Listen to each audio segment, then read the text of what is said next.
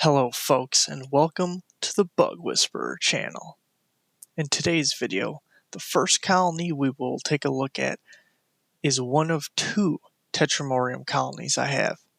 As you can see here, things don't look like they're going very well. And, well, that's because they aren't. These workers are, indeed, eating a dead queen. And to explain what led us here, we have to go back to the very beginning.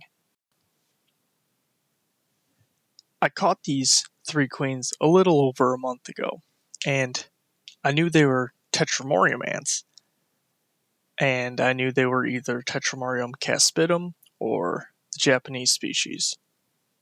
That one. As you can see, things in the beginning were going well. The workers weren't attacking them, the queens weren't fighting, or anything like that, but that soon changed. As you can see now, they have killed one of the queens and are trying to eat her. That's because they are Tetramorium immigrants, not Caspidum or the Japanese species, as I thought they were. As you can see, here's a clip of Tetramorium ants I have at work. And if you can't tell, they're two different sized workers. And this is a very mature colony, so no, these aren't nanitics, which means that these ants are Tetramorium immigrants. It means they're polymorphic, and that's where I caught these queens at. The queens I have in this colony I caught from that colony's nuptial flight. At the time, I didn't know they were Tetramorium immigrants. I thought they were Tetramorium caspidum, or the Japanese species, which the Japanese species is polygynous, which means they allow more than one egg-laying queen. The European species, however, does not. However, I thought they were the Japanese species, which is why I put three queens together to found this colony. In the beginning, everything was fine, and they didn't fight or anything like that. They were doing really well. Now, you might wonder, why would they be a Japanese species? I live in the United States and Illinois.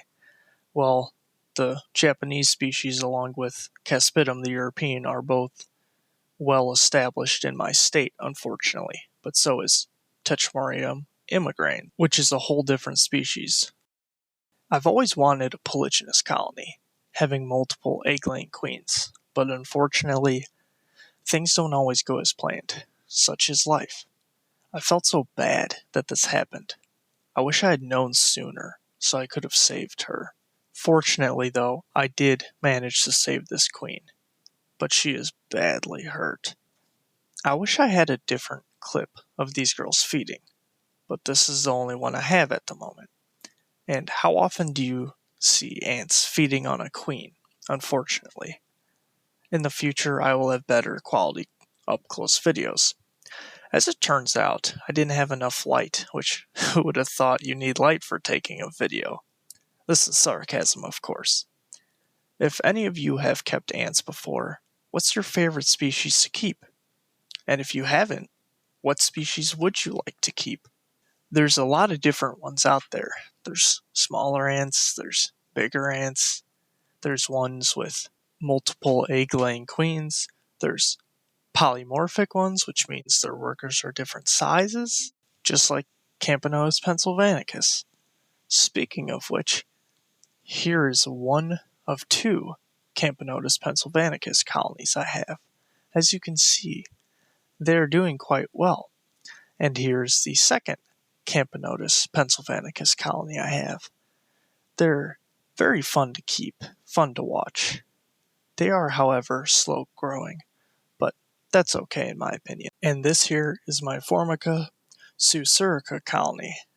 As you can see, they've dug a nice tunnel down to this little chamber where they're all staying at. Oh, one girl just came out. And she's going back in.